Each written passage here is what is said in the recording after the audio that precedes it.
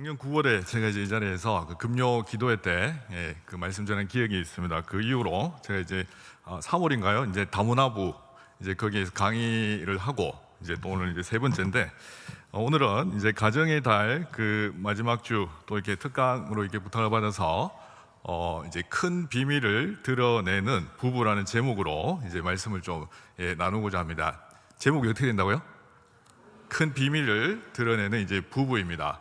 그 이제 강의 전에 이제 양해 말씀을 잠시 구하겠습니다. 혹시 이제 홀로 되신 분들이나 앞으로 혹시 홀로 될 예정인 분들, 좀 표현이 이상한데 그런 분들은 이 마음에 좀 불편하시더라도 아니면 뭔가 마음의 한쪽 구석에 좀 뭔가 찔림이 있더라도 하나님 말씀이라고 이렇게 생각하시고 들어주시면 감사하겠습니다.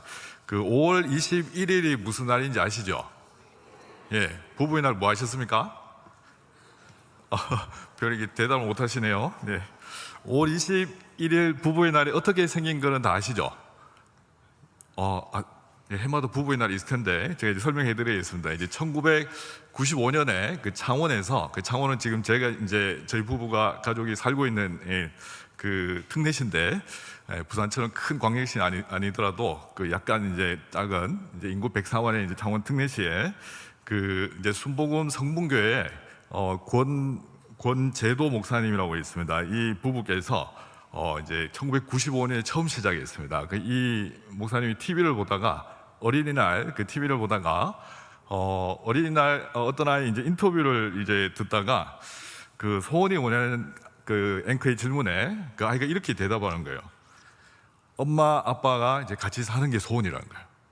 그래서 이 목사님이 이제 자곡 같은 이제 성씨입니다. 이제 권 목사님이 그 아이의 인터뷰를 듣고 이제 깜짝 놀랐습니다. 어린이날 소원이 뭐라고요? 엄마 아빠가 이제 같이 사는 거예요. 그래서 이 목사님이 충격을 받고 그때부터 어떻게 이 아이의 소원이 보통 이제 물으면 자전거 갖고 올 수 있습니다. 뭐 게임기, 요즘 휴대폰 막 이런 말 하는데 그게 아니고 엄마 아빠 그냥 같이 사는 게 소원이라는 거예요. 그래서 이 목사님 그때부터 충격을 받고 그해 바로 부부의 날 운동을 이렇게 시작을 했습니다. 실제로 이게 이제 전국에 알려지고 이게 세계 최초라고 합니다. 2007년에 이제 법정 기념일로 이제 공휴일이 아닌 게 참 아쉬운데 또 어떤 분들은 공휴일 지정하는 게 더 힘들다 하더라고요. 왜냐하면 안 그래도 계속 붙어 있는데 공휴일 되면 또 회사 단거 또 붙어 있으면 더 힘들 가능성이 있어서 아닌 게 다행이다 또 이렇게 얘기하는데 어쨌든 공휴일은 아니지만 이제 그 5월 21일 이제 실제로 2007년에 법정 기념일로 이렇게 제정이 되고 지금까지 이제 전해져 오고 있습니다. 참으로 여러분 좀 뿌듯하지 않습니까? 이 교회에서 시작된 운동입니다. 그래서 자부심을 좀 가지면 좋겠습니다. 그래서 이제 5월 21일 날 그 원래 아니나 다를까 이제 제 아내가 갑자기 이제 전화가 왔습니다. 여보 오늘 무슨 날인 거 알지? 당연히 알지. 연애신학 저자인데 그걸 모르면 되냐고 제가 이렇게 말했습니다. 그래서 이제 제 아내가 이렇게 얘기하는 거예요. 여보 우리 더 행복하게 살자. 그래서 제가 이제 뭐라고 그랬는지 아십니까? 지금보다 더 행복하면 감당할 자신이 있어? 이렇게 대답했습니다. 그만큼 우리 부부가 행복하다는 소리고 어떤 분들은 표정이 재수가 없다 뭐 빨리 끝내고 내려가라 뭐 이런 표정인 것 같은데 아무튼 그만큼 이제 5월 22일 둘이 하나가 되는 이런 의미로 이제 지키고 있는데 이것은 바로 이제 성경적 가치관에 기반한 어떤 이제 부부 사랑 회복 운동이라고 이렇게 이제 보시면 되겠습니다. 오늘 제가 이제 슬라이드를 좀 가져왔습니다. 이게 이제 제목이고 그다음 슬라이드 보여주시면요. 이제 제가 이제 올해로 이제 결혼 20년 차 이제 됐습니다. 지금 40대 중반이니까 왜 이렇게 웅성거립니까? 지금 40대 중반이니까 결혼 20년 차면 20대 중반에 이제 결혼을 했습니다. 제가 굉장히 이제 빨리 결혼했는데 결혼하자마자 아마 아이를 낳았으면 지금 이제 큰 아이가 이제 벌써 대학교 이제 들어갔을 나이인데 3년 뒤에 이제 아이가 나왔습니다. 지금 이제 큰애 작은애는 이제 중학생인데 지금 집에 같이 안 있습니다. 진도 보통 이제 저희가 이제 유학을 보냈는데 보통 서울이나 뭐 외국으로 유학 보냈는데 저희는 이제 그런 막 입시 지옥 이런 걸 경험하게 하고 싶지 않아서 이제 농촌 유학을 보냈습니다. 절대 우리가 강요한 게 아니고 작년에 이제 휴가차 진도함 갔다가 그 이 두 녀석이 여기 살고 싶다는 거예요. 그래서 다시 생각을 했습니다. 여기 섬이라서 탈출도 못한다. 그 살고 싶다는 거예요.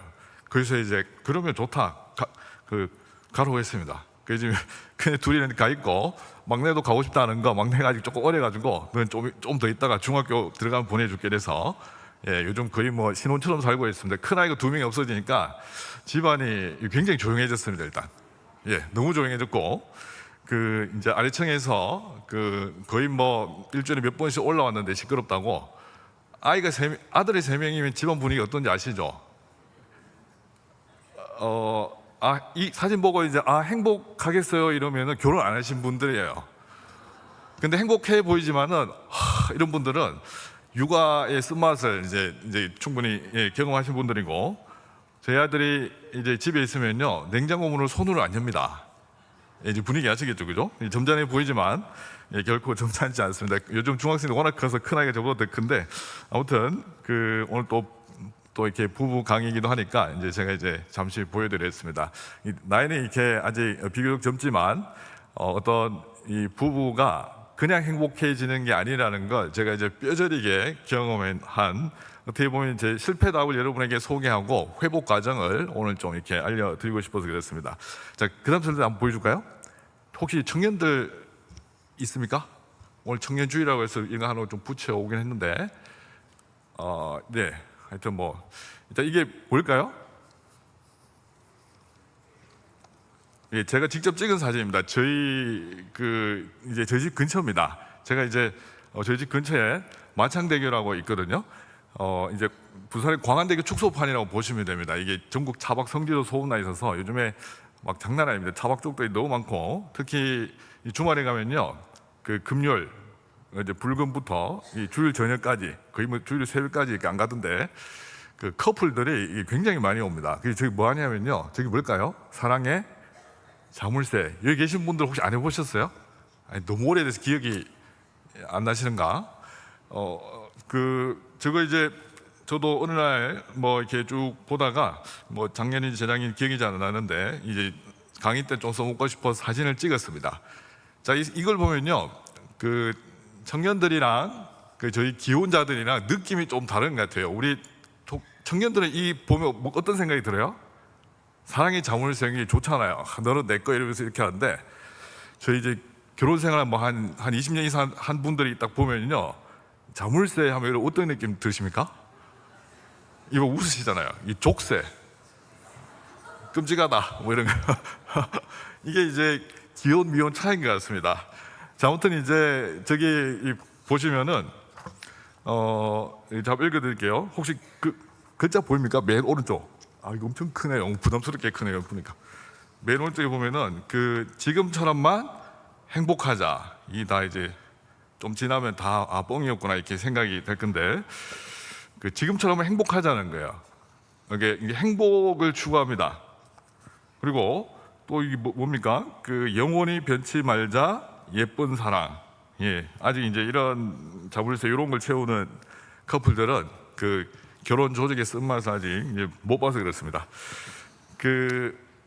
이제 결혼은요, 뭐 여러분 여기 대부분 다 이제 결혼하신 분인 것 같으니까 저보다 이제 훨씬 오래 사신 분도 많으실 테고 저보다 결혼 또 후배인 분도 혹 계실 터이고 결혼은요 절대로 뭐랄까요 이게 환상이나 낭만이 아닙니다, 그죠? 굉장히 이게 결혼 생활에 있어서 가장 중요한 건 뭐냐면은 뭐겠습니까? 대답 잘 하셔야 됩니다. 같이 앉으신 분들 특히 대답 잘 하셔야 됩니다. 결혼 생활에 있어서 가장 중요한 게 뭐겠습니까? 원활하게 잘하는 방법은 그다음 슬라이드 한번 보여주시면 감사하겠습니다. 왜 웃으십니까? 이게 사랑이 뭐냐고 물으면요, 이 기혼 미혼 차이가 확 드러납니다. 이제 미혼자들에게 사랑이 뭐냐고 물으면 주로 어떻게 대답할까요? 굉장히 이제 감정의 언어로 대답을 많이 합니다. 막 설레고 보고 싶고 하루 종일 있어도 또 보고 싶고, 그죠? 하루 종일 수다 떨고 집에 가면서 또 전화하고 또 집에 가서 또 한 2시간씩 전화하잖아요. 저도 예전에 그렇게 했습니다. 지금 왜 그런지 모르겠지만 근데 이제 결혼해서 이렇게 살아보면요 이제 빠르면 6개월 이내로, 예, 이제 길어도 이제 2년 정도 지나면은 그 로맨틱한 사랑이 이제 끝납니다. 이거는 이제 제가 그냥 내피셜이 아니고 연구 결과가 있습니다. 2년 정도가 지나면 그 로맨틱한 그런 부부의 사랑은 끝난다고 이야기합니다. 사랑이 끝나는 게 아니에요. 뭐가 끝납니까? 로맨틱한 이런 측면들이 일반적으로 끝이 난다, 이렇게 보는 겁니다. 자, 그럼 그때부터 이제 중요하게 작용하는 요소가 있는데, 내가 이렇게 시간이 없어서 다루 못하겠지만, 이제 사랑은요 여러 가지로 정의할 수 있겠지만은 일단 두 가지 요소로 이렇게 좀 볼 수 있습니다. 사랑은요 그 의지와 감정이라는 이 두 요소로 이렇게 되어 있는데, 아니면 그걸 띄워주시겠어요? 그 다음 그게 이제 제가 20년째 업데이트를 안 하고 있는 이제 그림. 20년 전에 후배들한테 앉혀놓고 이제 강의할 때 쓴 그림 아직까지 지금 업데이트 누가 좀 그려주시면 감사하겠습니다. 이제 사랑은요 이제 의지와 감정이라는 이 두 가지 형식으로 이렇게 되어 있다고 보시면 되는데, 물론 세분화 시킬 수 있겠지만 크게 이제 카테고리로 묶으면은 두 가지 형식으로 나눌 수 있습니다. 자, 뭐와 뭐로 되어 있습니까?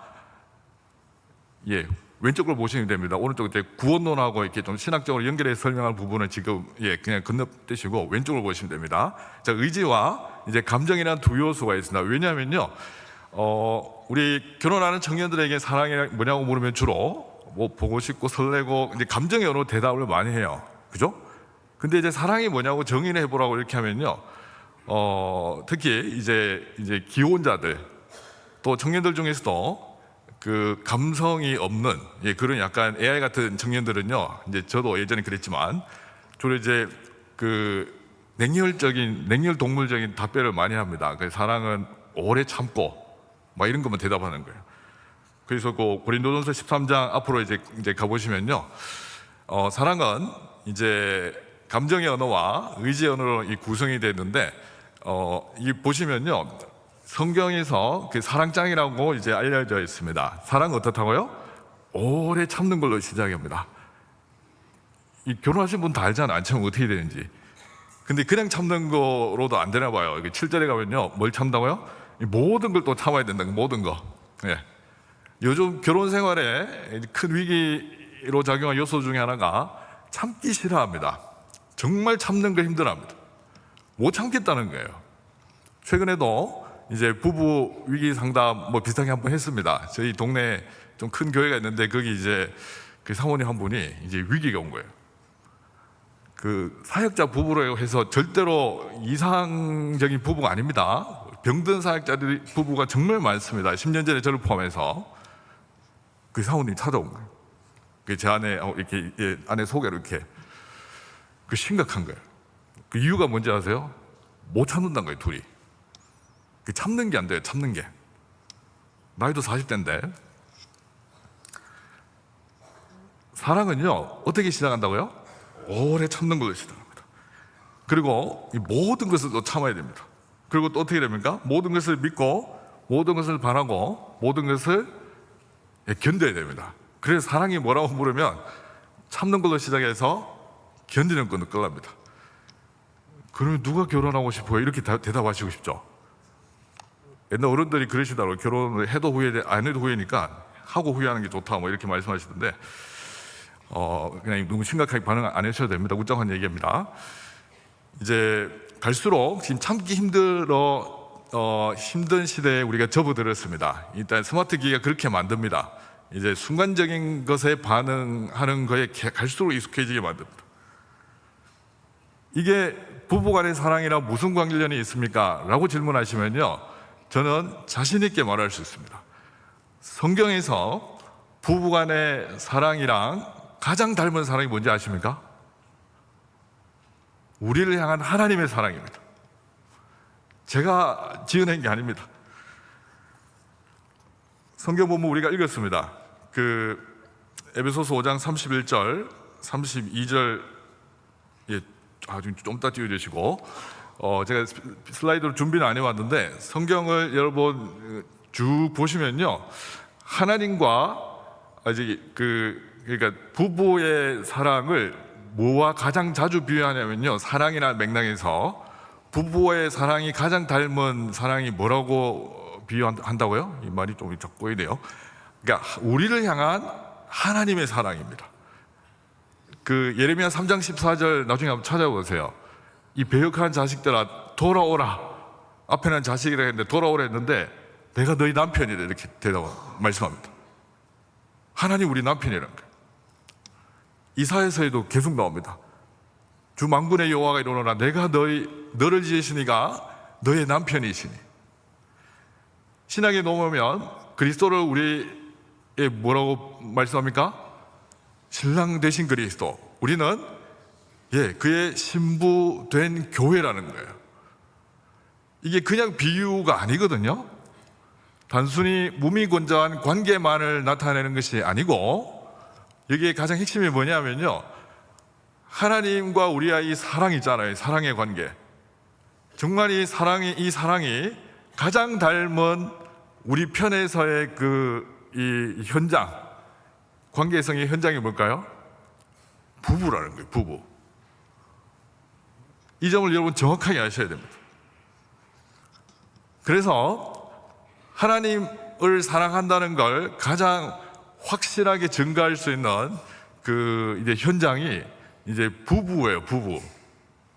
결혼 안 하신 분들은 자기랑 가장 가까운 가족이겠고, 좀 더 넓히면 이제 교회 공동체인데, 우리가 오늘 이제 제대로 아셔야 됩니다. 교회의 회복은요, 어디서 시작할까요? 기도 뜨겁게 하는 것에서부터, 그것도 여러 가지 현상 중에 하나인데, 교회의 거룩성의 회복은 부부의 회복으로부터 시작합니다. 성화에 어떻게 보면 굉장히 중요한 요소입니다. 가정이 무너지면요, 교회가 병들게 되어 있습니다. 왜 그럴까요? 교회의 최소 단위가 가정입니다.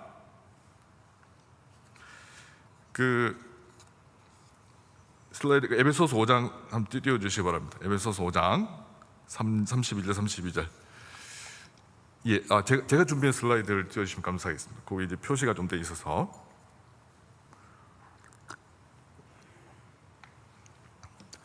자, 한번 읽어주시면 감사하겠습니다. 그러므로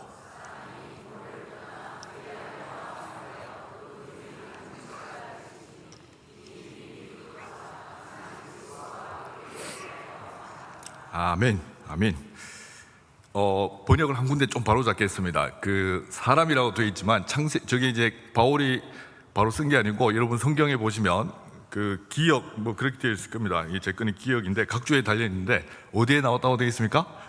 창세기 2장 24절에 나오는데 거기에 이제 남자가 부모를 떠나 이렇게 되어 있습니다. 남자로 좀 바꿔주시면 감사하겠습니다. 또 여자가 부모를 떠나 또 아내 이러면 또 이상한 또 사상이 들어올 가능성이 있기 때문에, 자, 어쨌든 남자가 이제 부모를 떠나 그의 아내와 아빠의 둘이 한 육체가 된다는 겁니다. 31절은 이제 결혼에 관한 구절입니다. 하나님께서 인류 최초로 주신 이제 결혼 구절입니다. 좀 용어를 쓰면 이제 결혼 언약의 3요소입니다. 그리고 32절은 뭐냐면요, 자, 앞에 보시면 이 비밀이 뭡니까? 결혼이에요. 결혼. 자, 이 비밀이 어떻다고요? 크다고 했습니다. 영어에 보면 This is great mystery라고 되어 있습니다. 큰 비밀입니다. 결혼은. 그래서 이제 오늘 이제 설교 제목이 이제 여기서 온 거거든요. 큰 비밀을 드러내는 부분인데, 이 비밀이 크다고 했는데 바울이 그 이유를 말하고 있습니다. 결혼이 큰 비밀인 이유가 뭐라고 말하고 있습니까? 나는 그리스도와 교회에 대해 말한다는 겁니다. 이제 잠시 좀 정리하면 31절은 이제 결혼에 관한 겁니다. 맞죠? 32절은 그리스도와의 교회인 우리에 관한 겁니다. 그러니까 이제 신앙생활. 단순화시켜 보겠습니다. 31절은 결혼생활, 32절은 무슨 생활? 신앙생활에 관한 겁니다. 이 두 개가 어떻게 되어 있다는 겁니까? 이게 연결이 되어 있다는 겁니다. 분리될 수 없습니다. 결혼이 큰 비밀인데요, 그 이유가 뭐냐면 결혼 생활을 보면은 뭐가 보여야 된다는 겁니까? 그리스도가 어떤 분이신지, 교회가 어떠해야 되는지 보여야 된다는 겁니다. 그냥 알아듣기 쉽게 말씀드릴게요. 이제 결혼한 여러분 자신이나 부모님이나 결혼한 자식들을 보면은 뭐가 보여야 된다고요? 우리 주님이 어떤 분이신지, 교회가 어떠해야 되는지 그 결혼 생활을 통해 보여야 된다는 거예요. 근데 결혼이 갈수록 이제 생지옥처럼 막 되어가는 이런 케이스도 있던데, 그래서 사실 이게 굉장히 중요합니다. 결혼 생활이 무너지면요, 신앙 생활은 무너지게 되어 있습니다. 이 두 가지는 모든 측면에서 다 연결이 되어 있습니다. 여러분 꼭 좀 기억해 주시면 감사하겠습니다. 저는 이게 이론으로는 이제 알고 있었습니다. 제가 이제 이 강의를 사실 거의 20년 전부터 했으니까요. 후배들 앉혀놓고 그때 막연하게 언젠가는 뭐 책으로 한번 뭐 나올까 뭐 이런 막연한 생각을 가지고 있었는데 이렇게 될 줄 이제 생각도 못했습니다. 정확히 이제 11년 전입니다. 11년 전 5월 마지막 날, 제가 아마 그때 새벽기도 갔다 와서 좀 이렇게 자고 있었던 것 같은데 제 아내가 다급한 표정으로 들어와서 얼굴 좀 심각한 거예요. 자고 있는 저를 막 깨웠습니다. 여보, 큰일 났다고. 새벽기도 갔다가 저한테 깨우면 엄청 짜증나거든요. 무슨 일이냐고 제가 물으니까 위암 걸렸다는 거예요. 자기 위암. 그리고 또 얼마 전에 이제 배가 조금 아픈 것 같아서 동네 언니도 말 듣고, 야, 너 혹시 모르니까 검사해보라. 이제 그랬는데 그냥 해봤대요. 위암이라는 거예요. 전 자다가 번쩍 깼습니다. 이게 뭘까? 저는 이제 주변에 아프신 분들 올 때부터 늘 있어서 아마 작년 금요 전야 때 뭐 집안에 잠깐 들은지 모르겠는데 저희 부모님 두 분 다 이제 지병으로 일찍 소천하시고 또 지금은 또 병원 원목이니까 이제 또 임정 직전에 분들 이게 많이 보는데, 근데 이제 제 아내가 이제 위암에 걸렸다 이러니까 좀 이상한 거예요. 이게 왜 이런 일이 일어날까 이렇게 막 하다가요, 이제 제가 그때 제 영적 상태가 어땠냐면요, 부부 관계가 사실 엉망이었습니다. 부부 사이가 정말 안 좋았습니다.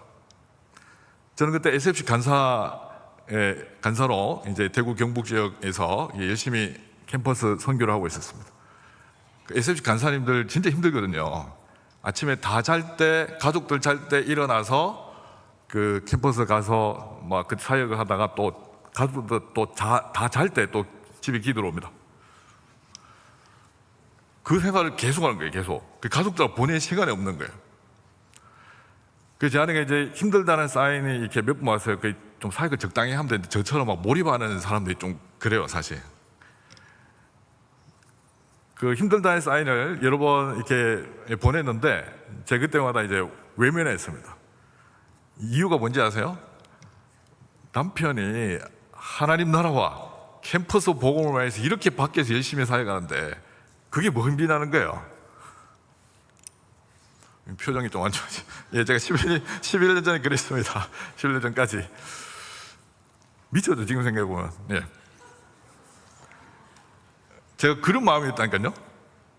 남편이 밖에서 주의 종이 밖에서 이렇게까지 열심히 사역하면은 당신은 사명감을 가지고 육아에 힘써야 될 거 아니냐고 이렇게 몰아붙이는 거예요. 지금 생각하면 진짜 정신 나간 것 같아요. 나중에 밥 못 얻어먹을 그런 마이리지를 그때 쌓았던 것 같습니다. 이게 일중독 상태였습니다. 하나님을 사랑한다는 이 명분과 그리고 하나님을 사랑하기 때문에 불타는 사명감에 이렇게 사로잡혀서 제 기준에서 이렇게 열심히 했는데 이 사실 일중독 상태입니다. 자, 일중독을 보통 어떻게 정의하죠? 여러 가지 표현이 있지만 저처럼 이게 성취 지향적인 기질이 강하고 또 완벽주의 성향, 그리고 일에 몰입해서 가정과 배우자로부터 도피하려는 성향이 매우 높아질 때, 강해질 때 이 상태의 사람은 거의 일중독이라고 보시면 됩니다. 표정이 별로 안 좋으신 것 같습니다. 우리 신랑이 좀 그런데, 우리 또 아내가 그런데, 혹시 그렇게 이제 일단 서로 막 이렇게 정죄 화살은 나중에 집에 가서 좀 하시기 바랍니다. 사명감에 불타는 것과 일중독은요, 굉장히 이란선 쌍둥이 같습니다. 겉으로 분간이 잘 안 됩니다. 에너지의 방향이 사실 좀 이렇게 다른 것 뿐이거든요. 겉으로 보면요, 이 둘 다 굉장히 큰 결과물들을 막 만들어냅니다. 근데 결정적인 차이가 있습니다. 뭘까요? 11년 전에 저처럼 일중독은요, 열심히 해서 놀라운 결과물을 만들어냅니다. 예, 저도 정말 신기해요. 지금 생각해 어떻게 그런 걸 막 해냈는지. 근데 갈수록 내적으로 공허해집니다. 왜 그럴까요? 그 에너지의 방향을 온통 자기 안으로 다 이렇게 모아서 그 동기가, 내면의 동기가 어떤 야망 성취에 다 있는 거예요. 물론 저는 대놓고 막 이렇게 막 야망을 성취할 그런 건 아니지만, 저의 그 일을 가능하게 하는 그 내면의 동기가 전부 다 제 중심이 되어 있었습니다. 근데 지금은요, 그때랑 사실 사역의 양은 별 차이가 없습니다. 한 번씩 더 많은 것 같아요. 선교지 갈 때마다 엄청 좀 버거운데, 자, 그럼에도 불구하고 그 결과물도 이제 많이 나오긴 한데, 그럼에도 불구하고 탈진하거나 예전처럼 가정과 배우자를 멀리하고 싶은 마음이 추호도 없습니다. 이게 왜 이렇게 11년 만에 사람이 바뀌냐고, 우리 아이가 이렇게 왜 이렇게 달라졌을까요? 불타는 사명감은요, 이 에너지를 하나님께로 향하게 하고 또 하나님으로부터 이 에너지가 흘러나옵니다. 하나님을 사랑하는 마음으로 이렇게 하는 거거든요. 여러분 그 사랑의 도파민에 충만해 하실 때, 너무 오래돼서 기억이 잘 안 나시겠죠. 한번 떠나보시면은 그 일을 위해서, 그녀를 위해서 열심히 뭐 하고 나서 힘들던가요? 빨리 대답 안 하시네. 좀 이상하네요. 이게 힘이 안 들잖아요. 그죠? 집이 정반대 방향인데 태워주고 와서 또 늦게 새벽에 자고 또 그 다음에 새벽에 출근하고 이렇게 아무렇지않아요. 특히 이제 남자들. 그때는 이제 사랑의 도파민으로 충만해서 그렇습니다. 이게 이제 하나님 사랑하는 자들의 특징입니다. 하나님을 사랑하는 마음으로 정말 그 사랑에 대한 반응으로 뭔가 하면요, 사실 이제 피곤하지가 않습니다. 그리고 그 에너지를 또 가족에게도 이제 함께 이제 그 누리도록 이렇게 하려고 합니다. 근데 그 일중독은요, 갈수록 에너지가 고갈됩니다. 하나님 입으로 사랑한다고 하지만 사실 사랑하는 마음이 없는 겁니다. 그 동기가 다른 겁니다. 그래서 제가 이런 상태에 있었는데요, 제 아내가 위암 걸렸다고 말하기 전까지 저는 하나님께 이런 기도를 자주 했습니다. 하나님, 저는 지금 제 아내와 관계가 별로 좋지 않습니다.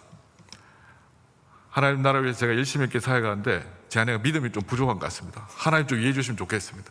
뭐 이렇게 뭐 이상한 기도를 하는 거예요. 하나 이런 기도를 하는데요, 하나님이 저에게 내면에 이런 말씀하시는 것 같았습니다. 야, 너 입 당장 다물어라. 그 가증한 기도 멈추면 좋겠다. 자, 왜 그러냐면 아까 에베소서 5장 31절, 32절에 보시면요, 그 이제 신앙생활과 이제 결혼생활과 신앙생활 제가 말씀드렸는데, 이것이 서로 어떻게 되어 있다고요? 이게 정말 거의 모든 측면에서 다 연결이 되어 있습니다. 그래서 어느 한쪽이 무너지면 다른 한쪽이 어떻게 된다고요? 결혼한 사람이라면 적어도 어떻게 된다고요? 무너지게 되어 있어요. 그 전에 이제 결혼생활이 지금 이제 그때 11년 전까지 엉망이었습니다. 그 상태에서 내가 하나님 사랑하는 거 아시죠? 이게 하나님 보시기에요, 이 진짜 가증스러운 거예요. 저를 인간으로 만들기 위해서 하나님은 이제 그런 일을 이제 일으키신 것 같습니다. 물론 제 아내는 당신 때문에 걸린 거 아니야 이렇게 뭐 애써 얘기하는데, 제가 그때부터 지금 죄인 모드로 계속 살고 있습니다. 자, 이처럼 일중독과 사명감이 불타는 걸 우리가 잘 구별되고, 저는 이제 특별히 이제 사역자로서, 목사로서 우리 목사를 포함해서 모든 성도들에게 당부의 말씀을 드립니다. 교회가 건강해지려면요, 정말 사역자 부부가 행복해야 됩니다. 그리고 여러분 부부도 행복해야 됩니다. 우리 대한민국은 이 유교 사상 때문인지 모르겠는데, 뭔가 행복 이러면은 이게 뭔가 이런 거 해도 되나 뭐 이런 생각을 많이 하시는 것 같아요. 행복 추구가 목적이 되면 안 되지만, 정말 하나님의 사랑으로 부부와 또 가족이, 온 교회가 행복해지지 않으면요, 전도 안 될걸요. 아마 사람들이 우리를 볼 때 언제 호기심을 가질까요? 복음이 좋아서 세상 사람들이 처음에 우리를 보고 몰려올까요? 천만에서 그렇지 않습니다. 복음은 죄인에게 절대로 이게 호감을 줄 수 없습니다. 복음은 죄와 심판, 그렇기 때문에 하나님의 사랑, 십자가 이렇게 이제 가기 때문에 죄인의 그 본성상 복음을 좋아할 리가 없습니다. 자, 1차적으로 이제 이 접점, 세상과 접점이 되기 위해서는 어떻게 해야 될까요? 여러분 표정이? 지금처럼 이렇게 하면 안 되고, 네, 행복하셔야 됩니다. 정말 예수님 믿는 이 행복감이 넘쳐야 됩니다. 예, 자신에게 제가 말씀드립니다. 예수님 믿는 사람은 제정신이 아닌 것 같아, 이 소리 들어야 됩니다. 행복한 상황이 아닌데 왜 저렇게 행복해 보일까? 호감을 느끼게 만들어야 됩니다. 이 계속하면 또 행복 특강대처럼 될까봐 이제 여기 끊고, 그 아까 에베소서 5장 31절 32절 좀 띄워주시면 감사하겠습니다. 하다 보니까 시간이 너무 많이 가버렸네요. 이제 아직 서론도 안 했는데. 네. 자, 한번 보겠습니다. 자, 한 번 더 읽어주시면 감사하겠습니다. 그러므로 남자가 부모를 떠나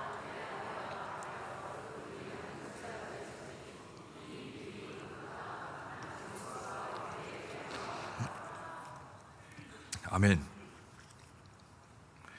결혼 생활과 신앙 생활은 모든 측면에서 다 이렇게 연결되어 있다고 말씀을 드렸습니다. 이런 관점에서 보면요, 지금 현재 여러분 자신의 영적 상태를 진단할 수 있는 그 정확한 시금석을 제가 하나 알려드리겠습니다. 또 이 말하면 이제 뒷감당을 제가 이제 어떻게 잘 찾을지 모르겠지만,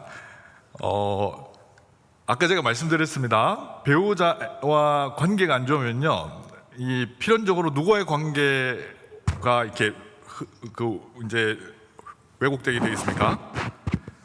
하나님과 여러분 자신과의 관계가 이렇게 왜곡되어 있기 때문에 그렇게 나오는 거예요. 특수 상황이 있지만, 특수 상황 그건 제외하고 일반적으로 그렇습니다. 예수님도 이제 제 지금 쓰고 있는 부부 신학 책에 사실 다 있는 내용인데, 그 예수님도 이제 마태복음 25장 40절 그다음에 45절 이런 데 가면요, 지극히 작은 자에게 한 것이 누구에게 한 것이라고 말씀했습니까? 나에게 한 것이다. 그게 그냥 하시는 말씀이 아니에요.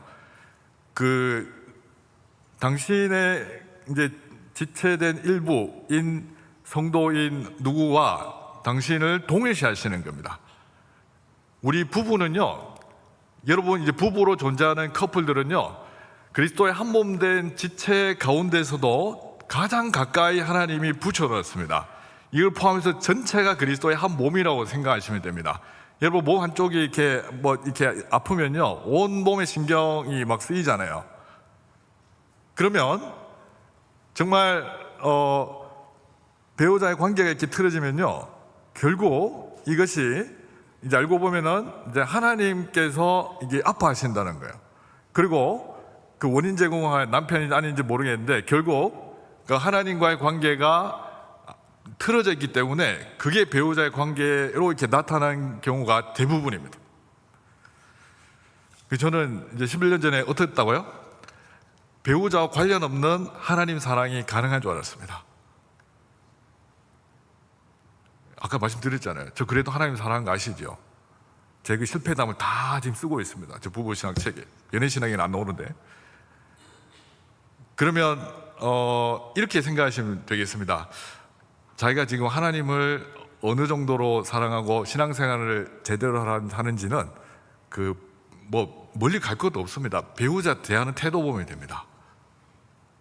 딱 그 수준으로 하나님을 대하고 있어요.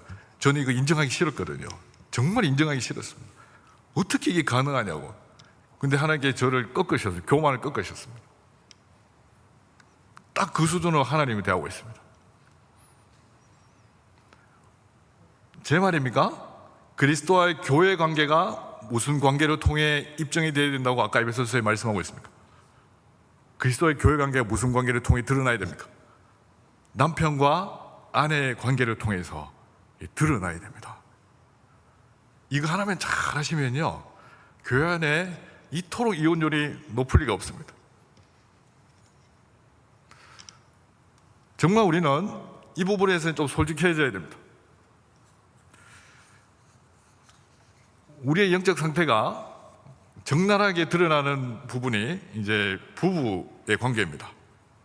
물어보세요. 요즘 내가 신앙생활 잘하는 것 같아? 라고 할 때 멈칫하면요, 이제 빨리 회개하시고 더 이상 더 잘할게 이렇게 하셔야 됩니다. 저는 11년 전부터 인생 목표가 하나 생겼습니다. 하나님 다음으로 누굴 기쁘게 하자? 예, 아내를 기쁘게 하는 거예요.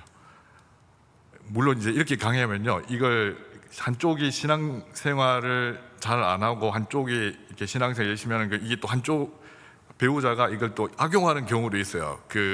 봐라, 니 똑바로 해라. 또 이렇게 하면서 막 이렇게 이상하게 악용하면 안 됩니다. 이게 서로 노력해야 되거든요. 지금 이제 그 경우는 좀 다른 경우로 이렇게 좀 대해야 되고 그거는 이제 다른 경우로 이렇게 또 상담을 진행하셔야 되고, 요거는 이제 제가 그 일반적인 차원에서 쌍방이 노력한다는 전제하에서 제가 이제 말씀드리고 있습니다. 자, 아까 읽어드린 구절 제가 한번 읽어드리겠습니다. 그러므로 남자가 부모를 떠나 그의 아내와 아빠의 둘이 한 약체가 될지니 이 비밀이 크도다. 나는 그리스도와 교회에 대하여 말하노라. 31절 저기 보면요, 결혼 언약에 그 세 가지 요소가 나옵니다.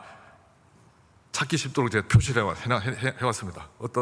어디서 강의하니까 단어가 몇 개인데 세 개만 찾으라면 그래가지고 제가 표시를 해왔어요. 자, 첫 번째, 결혼 언약의 3조 3 찾아보세요. 첫 번째, 떠나는 거예요. 남자가 부모를 떠나는 겁니다. 자, 두 번째, 예, 그 아내와 또는 남편과 합하여 이렇게 연합이라는 말을 좀 다듬겠습니다. 자, 마지막은요, 예, 한 육체 된다는, 한 육체 넘기니까 그냥 한 몸 됨을 하겠습니다.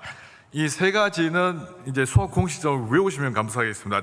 자, 뭐라고요? 첫 번째, 떠남, 연합, 예, 한 몸 됨. 예, 여러분 어르신들은 이미 뭐 이 상태이시니까 이제 별 문제가 안 되시겠고, 특히 우리 청년들 이제 꼭 기억을 해야 됩니다. 여기서 이제 혼전 순결 개념이 이제 자동으로 나오거든요. 마지막에 이제 한 육체 대 한 몸 됨 자체가 이 세 가지 어디에 허용된 거라고요? 결혼 관계에만 허용이 됐다 이 뜻입니다.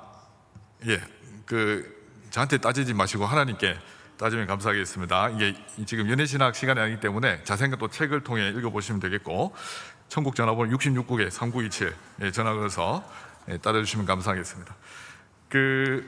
저거 하나하나 다 살펴보면 굉장히 재밌는데, 일단 첫 번째 걸 좀 한번 살펴보겠습니다. 하나님은요, 처음에 인류 최초로 우리에게 결혼 구조를 처음에 주실 때, 자, 결혼 언약의 3요소를, 자, 첫 번째로 남자가 부모를 떠나라 이렇게 이제 말씀을 하셨어요.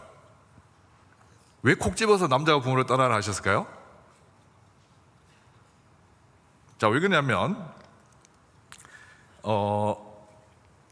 결혼을 한 부부를 쭉 보면요, 물론 저는 이제 결혼한 10년 차 미만 부부를 주로 이렇게 좀 상담을 하는 것 같습니다. 물론 저보다 나이 많으신 분도 이제 간혹 있습니다. 이제 찾아오시기도 하는데, 쭉 보면요, 거의 첫 번째 경우에서 다 넘어졌어요. 이미 결혼 생활에 문제가 거기 다 넘어졌습니다. 결혼했는데 남자가 부모를 안 떠나는 거예요. 몸은 떨어져 있는데 이 정서적 융합 상태로 가는데, 제가 예전에 부산에서 이제 제가 청년들 담당할 때 월요일 당직을 쓰고 있었습니다. 월요일 교회 사무실에 당직을 쓰면요, 거의 우체국 아저씨 아닌 택배 기사인데 들어오는 분들이, 근데 똑똑하면서 들어오는데 깜짝 놀랐습니다. 20대 후반으로 보이는 결혼한 것 같은 자매가 이렇게 들어와서 이제 군일 목사님 되세요? 일단 묻는 거예요. 그래서 제가 빨리 오라 했습니다. 보면 얼굴이 수심이 가득해서 제가 밖에 세우면 안 될 것 같아서 그냥 일단 앉아보세요. 무슨 일이 있으시냐? 어떻게 알고 왔냐? 내 친구가 목사님 그냥 찾아가라 해서 왔습니다. 그때부터 이 자매 이렇게 썰을 푸는데요, 지금 한 30대 중후반쯤 됐습니다. 그때 찾아왔을 때 결혼 7년 차였고 이혼 서류에 도장 찍고 온 이혼 숙려 기간이었습니다. 아들 2명 있고, 근데 문제가 뭐냐면요, 결혼했는데 결혼할 때부터 이 남편이 문제만 생기면 엄마한테 전화해가지고 엄마의 지령을 받아서 상황을 다 보고 드리고 엄마의 지령을 받아서 하나하나 7년 동안 그렇게 해왔다는 거예요. 자매님도 반응 안 하세요? 빨리 하세요. 반응. 네. 반응하셔도 됩니다. 네. 제가 오후 예배 시간에서 이렇게 정확한 워딩 안 옮기겠습니다. 아무튼 이렇게 계속 생활하면은 하고 싶으세요? 결혼 생활을? 대답 안 하시지? 네. 이 굉장히 힘들거든요. 이렇게 되면은. 자, 이게 뭐냐면은 결혼을 했는데 이 남편이 아직 어떤 상태일까요? 부모를 안 떠나 못 떠나는 거예요. 몸은 떨어져 있는데 이게 정서적 융합이라고 합니다. 이걸 특히 이 경우는 엄마랑 다 이렇게 엮여 있는 거예요. 모든 게. 물론 아버지는 그런 경우도 있습니다. 그런 경우도 있었습니다. 또 이제 딸도 가끔 그런 경우가 있습니다. 근데 평균적으로 보면요, 남자가 이런 경우 훨씬 더 많아요. 남자가 부모를 못 떠난다는 말은 누굴 내보내주지 않아서 그럴까요? 부모가 자식을 안 내보내줬기 때문에 그 이유도 훨씬 크게 작용합니다. 자, 제가 통계 하나 말씀드릴게요. 약간 지난 통계이긴 하지만 지금도 유효한 것 같아서 제가 말씀드립니다. 그 연세 60 이상, 조금 지난 통계니까 65세 이상이라고 해도 되고, 근데 60세 이상이라고 생각해도 괜찮겠습니다. 그 60세 이상 된 이제 부모님들이 자기 자식에게 여전히 용돈을 주고 자식들을 품에 끼고 있으려는 이걸 설문조사를 했습니다. 예, 각 나라별로 설문조사를 했는데 제가 이제 알려드릴게요. 그 일본은 한 8% 정도 된다고 합니다. 뭔 설문조사라고요? 나이 60 넘으신 또는 65세 넘으신 이제 부모님들이 자녀들에게 여전히 용돈을 주고 품에 끼고 이게 절대 너는 가면 안 돼 이런 성향이 얼마나 많을까 이렇게 나라별로 조사한 어느 전문가의 통계가 있던데요. 자, 일본은 8%고 호주는 11%가 된다고 합니다. 자, 문제 되겠습니다. 우리나라는 어느 정도 되겠습니까? 괜찮습니다. 이게 설교가 아니고 강의이기 때문에 얘기하세요. 괜찮습니다. 경매 들어가겠습니다. 자, 우리나라 어느 정도 되겠습니까? 아까 50몇 프로, 50몇 프로 누가 있고 더 해보세요. 더 올려도 괜찮습니다. 네. 내려도 괜찮고 올려도 괜찮습니다. 시간이 5분밖에 안 남아가지고 제가 빨리 하겠습니다. 이제 83%예요. 83%. 예, 다 놀리시죠? 저도 안 믿었는데, 근데 가만히 생각해 보니까요, 제가 지금까지 이제 상담을 해왔던 부부의 케이스가 거의 10명 중에 한 7, 8은 다 이 케이스인 걸 보니까 맞는 것 같아요, 여기에. 자, 이게 왜 그러냐면, 좀 역사하고도 관련이 있습니다. 우리나라는요, 조선 중기 이후로 이게 분위기가 확 바뀝니다. 그전에는 신분 상승이 좀 자유롭게 했는데 중기 이후로 유교 사상이 우리나라에 꽉 자리 잡으면서 여성, 남성 누가 더 차별받기 시작했을까요? 예, 여성들이 그때부터 엄청나게 차별받기 시작했습니다. 여러분 칠거지약 아시죠? 예, 아이고 또 혹시 그걸 몸소 경험하신 분이 혹시 계실런가 모르겠지만 여자가 이제 시집 와서 이혼, 사유, 이렇게 쭉 얘기하잖아요. 그 첫 번째가 시부모 잘 모시는 건데, 잘못 모시면 이렇게 그렇게 된다는 건데, 이제 조선 중기 이후로 유교 사상이 강하게 자리 잡으면서 어떤 분위기가 팽배해져 왔냐면 지금까지 그게 이제 뿌리가 남아 있습니다. 자식이 결혼을 하면요, 부부로 존재하게 만드는 것보다 아들과 집에 들어온 며느리로 이렇게 존재하게 하는 것 같아요. 둘은 남편과 아내인데, 근데 이제 시부모와 연합을 강조하기 때문에 아들과 며느리로 계속 존재하기를 바라는 것 같아요. 지금 제가 상담사에 다 말씀드릴 수는 없습니다. 너무 충격적인 게 뭐냐면 시부모님들이 다 교회 권사, 아까 이상한 남편 있잖아요. 교회 엄마 교회 권사님이에요. 또 목사님 사모님 부부도 있습니다. 너무 마음이 아픕니다. 그런 케이스가 아직까지 많이 있습니다. 제가 깜짝 놀랐습니다. 이거는 유교이지 기독교 복음이 아닙니다. 자, 성경은 뭐라고 얘기하냐면 아까 남자가 부모를 어떻게 하라고 되어 있습니까? 예, 떠나라고 되어 있어요. 인연 끊으라는 뜻이 아닙니다.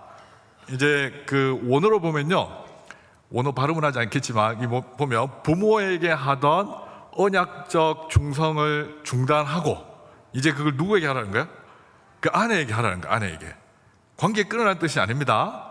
이제는 부부가 하나님 앞에서 교회의 최소 단위로 존재해야 하고, 인생의 어떤 문제들을 물론 양가 부모님으로부터 조언을 들을 수 있겠지만은 이제 어떻게 하라는 거예요? 하나님 앞에서 주도적으로, 또래로 실패해도 괜찮습니다.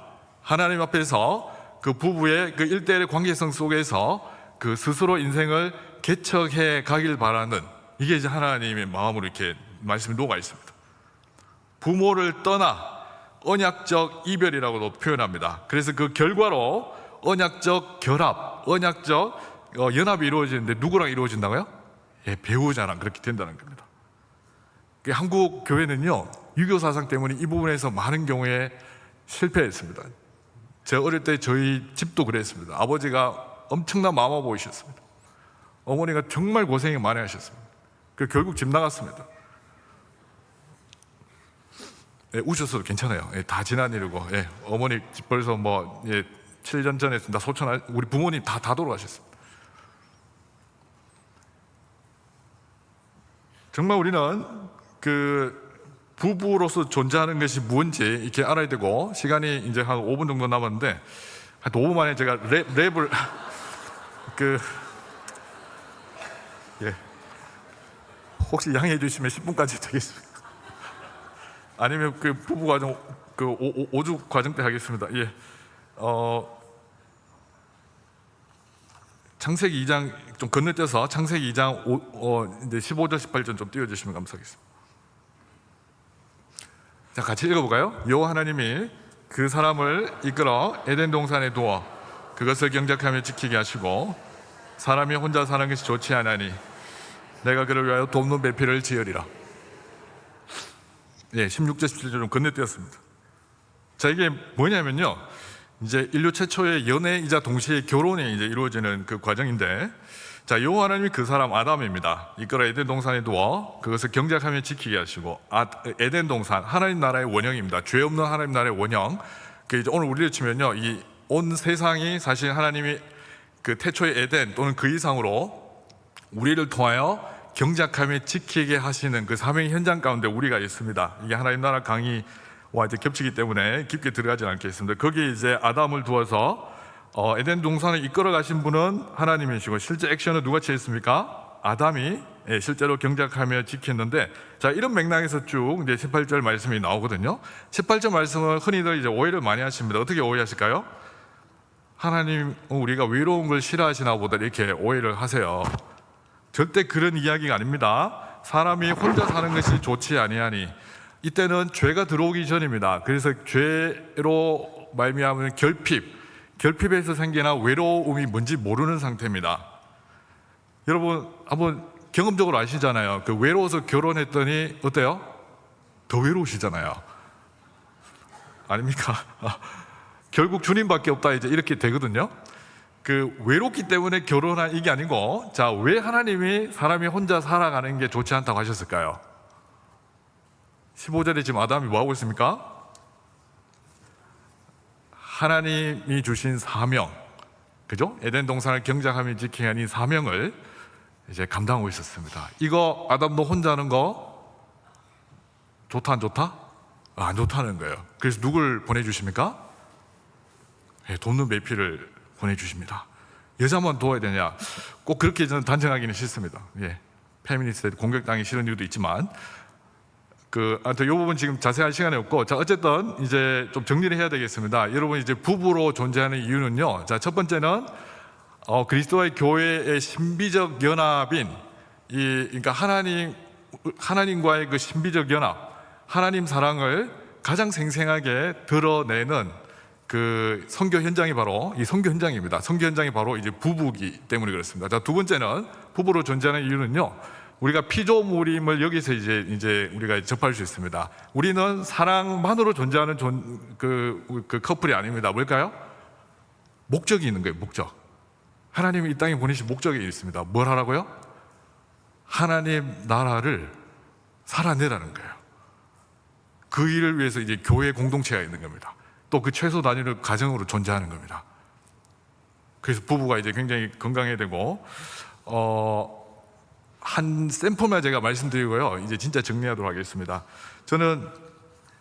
제가 이제 사실 저도 예전에 좀 실패한 그 결혼 생활이 잠시 있었지만, 실제로 정말 이 그리스도의 교회의 신비적 연합을 드러내는 부부들이 이 주변에 실제로 존재합니다. 제가 알고 지내는 이제 목사님 부부인데요. 그 시각장애인 선교하시는 분입니다. 이분이 20대 전도사 시절에 어느 교회 집회 갔다가 큰 은혜를 받았습니다. 왜냐하면 눈이 안 보이는 분들이 이렇게 박수치면서 울면서 하나님 찬양을 보고 큰 은혜 받았어요. 그래서 이분이 그때 이제 하나님께 사명을 받았습니다. 자기가 시각장애인을 위해서 살겠다는 거예요. 그래서 이렇게 기도했대요. 하나님, 저를 시각장애인이 되게 해주시옵소서. 이런 기도하면 하나님 응답 안 하시잖아요. 내 자식이 와가지고 아빠 눈 좀 멀게 해주고 이러면 이 정신 차려 이렇게. 그래서 기도해도 응답이 안 되자 이분이 기도를 바꿨습니다. 아무리 생각해도 그분들을 섬기려면 나까지 눈 안 보이면 큰일 나니까 시각장애인 아내를 만나게 해주시옵소서. 이렇게 기도했어요. 눈이 안 보이는 아내를 만나게 해달라는 거예요. 그래서 몇 년 동안 간절히 기도하고 속에 진짜 만났습니다. 20대 후반 총각전도사님인데 40대 초반 12년 띠동갑 누님을 만난 거예요. 그래서 그때부터 이제 구애 작전이 시작됩니다. 당신을 사랑합니다. 결혼해 주세요. 1년인지 2년인지 엄청나게 쫓아다녔습니다. 여러분 안 웃으시네요. 저는 이거 듣고 웃겨 죽는 줄 알았는데 처음에. 그 집안에서 난리가 났습니다. 어느 집안에서 난리가 났을까요? 아니고 자매 집 쪽에서 난리가 났습니다. 자, 왜냐하면은 이 멀쩡한 총각이 눈 안 보이는 우리 딸 이렇게 쫓아다니는 데는 제가 뭐 문제가 있다. 돌싱이거나, 돌싱 뭔지 아시죠? 한번 갔다 왔다는 거예요. 그리고 숨겨둔 자식이 있을 거다라고 그때부터 그 똑똑한 검증 작업이 시작됩니다. 뭐 가족 관계 그 떼오라 뭐 하잖아요. 그래서 뭐 엄청나게 많이 요구했어요. 그래서 이제 한 관문이 하나 남았습니다. 그게 뭐냐면요, 이제 그 자매 남동생이 이제 명절 사람이니까 저하고 하룻밤 같이 자야 되겠습니다. 그게 좀 이상하잖아요. 그 자는 이유는 뭐냐면은 혹시나 잠꼬대에 숨겨져 있을 때 모르는 자식 이름 입에서 튀어나올까봐 그 밤새도록 안 자고 전사님 자는 걸 지켜봤다는 거예요. 그래서 마지막까지 통과됐습니다.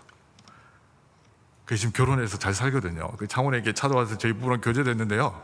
저는 이런 부부들을 보면요, 뭐가 생각나냐면은 이 말씀이 생각나는 거예요. 그리스도와의 교회의 신비적 연합. 한번 생각해 보세요. 우주 최고의 스펙을 가지신 우리 예수께서 영적 장애로 점철된 우리를 일방적으로 쫓아다니셔서 사랑하신다고 하셨잖아요. 성육신 하셔서 고난받으시고 십자가에 죽기까지 내가 너를 사랑한다는 거예요. 계속 쫓아다니셨잖아요. 사랑한다고. 그래서 우리를 당신과의 연합시키시고, 이게 다른 말로 영적인 결혼이지 않습니까? 우리를 당신의 거룩한 신부로 반드시 세우고야 말겠다는 이 하나님의 열심, 그리스도의 열심, 이런 열심들이 이런 부부를 통해서 예전을 발견할 수 있었습니다. 저도 부족하지만 뒤늦게 11년 전에 정신 차려가지고 지금 이제 하나님을 기쁘시게 아내를 기쁘게 이런 인생 모토로 살아가고 있고, 오늘 또 이제 집에 가면요, 아까 거의 또 산책 갈 겁니다. 저 매일 산책 갑니다. 아내와 같이 산책 가는데 여러분도 배우자를 기쁘게 하는, 또 더 궁극적으로 하나님을 이제 기쁘게 하는 우리 모든 우리 거제교회 성도들 되시기를 주님 이름으로 축복합니다. 아멘.